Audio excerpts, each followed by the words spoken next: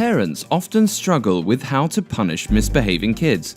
Some of these parents got it shockingly wrong, while others merely came up with some strange punishments. In Texas, 10-year-old Jonathan James died of dehydration when his parents refused him of water for 5 days. They forced the young boy to stand in place in the sunlight with 100-degree heat as a punishment for wetting the bed. The boy's father, Michael James, and his stepmother, Tina Alberson, are both on trial for the torture for charges of first-degree felony injury to a child. In a punishment that is so humiliating that reporters are not disclosing the name of the parents for concern for the child, a 12-year-old had her head shaved and was forced to wear a diaper for getting a bad grade. Her parents sent her outside, bald and in just a tank top and diaper, to publicly humiliate her for getting a bad grade. A crowd of over 50 people had gathered, including some of her classmates, when police were called and the parents were arrested. The parents thought the punishment was funny and seemed to have no appreciation for the seriousness of the emotional harm they were causing by publicly shaming their daughter. Freeman Siev, a live-action roleplay enthusiast, decided to incorporate his hobby into his daughter's punishment when she went to a house party without permission and ended up spending the night in jail. The father forced his daughter to put on armor and engage him in a medieval duel using wooden swords. After 2 brutal hours of being beaten by her father, Freeman's daughter had suffered severe bruising along each of her limbs and her head. Freeman and his wife were both arrested after one of his daughter's friends called 911 following a text message exchange with their daughter. 8-year-old Gabriel Fernandez seemed to only know a life of horrifically shocking punishment. Forced to eat cat poop, rotting spinach, and even his own vomit as punishments, Gabriel suffered this treatment at the hands of his mother, Pearl Fernandez, and her boyfriend, Izaro Iguia, who kept escalating the punishments until the boy died during a severe beating. Physical abuse seemed to be a normal part of the young boy's family life, and outrageous punishments like being locked in a cabinet with no access to a bathroom and then being forced to clean up after inevitably soiling the cabinet were routine. Pearl and Izaro are both in jail, awaiting trial on charges of capital murder with special circumstances of torture. Brian and Shelley Ramin, the parents of a 16-year-old special needs child, decided that opening cake sprinkles containers and stealing loose change required forcing their child to live in their backyard through a sweltering Arizona summer with no protection from dust storms or rainstorms. The boy's uncle, Trey, remarked that the couple treated their dog better than they treated their son. The parents responsible attempted to defend themselves, calling their child disrespectful and dishonest. In Iowa, Jane Hambleton had placed a for sale ad for her 19-year-old son's car. In her ad, she let people know she was selling her son's car because he had broken her rules about no alcohol in the vehicle. Jane was asking for $3,700 for the car, and though her son insisted that the alcohol was a friend's and not his, Jane has stood firm. The rule was no alcohol, be it his or anyone else's, and since he couldn't follow the rules, the car had to go. 36-year-old mother Jessica Beagley used hot sauce and cold showers as punishments for her 7-year-old son, whom she adopted from Russia, and she recorded it to get on the Dr. Phil show.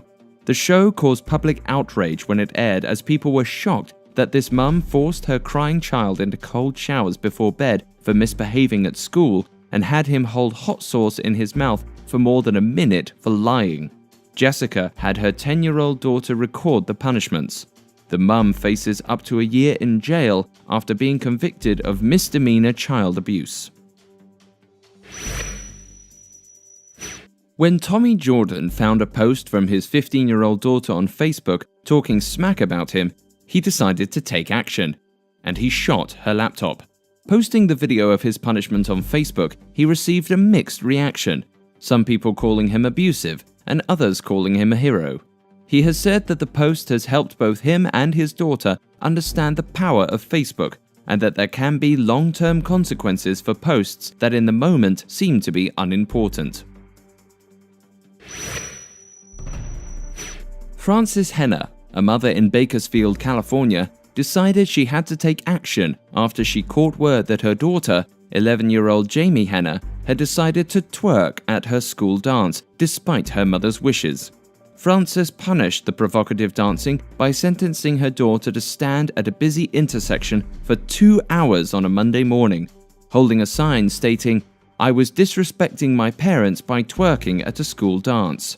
Frances felt proud of her use of public humiliation as punishment.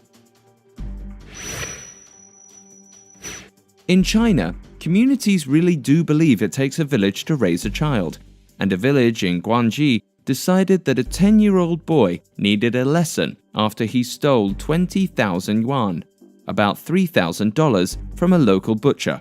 First, they had the boy kneel and apologize to the villagers, and feeling that an apology was not adequate, they put him in a pig cage. Not seeing the level of remorse they wanted, the boy had to strip down and was put into a freezing cold lake. Once he was crying, they finally deemed the punishment sufficient. Authorities are investigating both the theft and the punishment inflicted on the boy. Giuliano Parker of Texas thought he would get support from the Facebook community for turning his apartment into a prison, complete with an orange prison t-shirt for his 3-year-old daughter. Frustrated that his 3-year-old was talking back and disrespecting him and his wife, he felt that spankings just weren't working anymore. And since the law doesn't let you spank your kids like they used to, he decided jail was appropriate. People on Facebook lashed out and dished up plenty of outrage, not only because he had spanked his 3-year-old so often it didn't even bother her anymore, but because he seemed to have no understanding of what was normal 3-year-old behavior. Some parents believe that their style of punishment must be updated to accommodate the fact that their children have access to social media.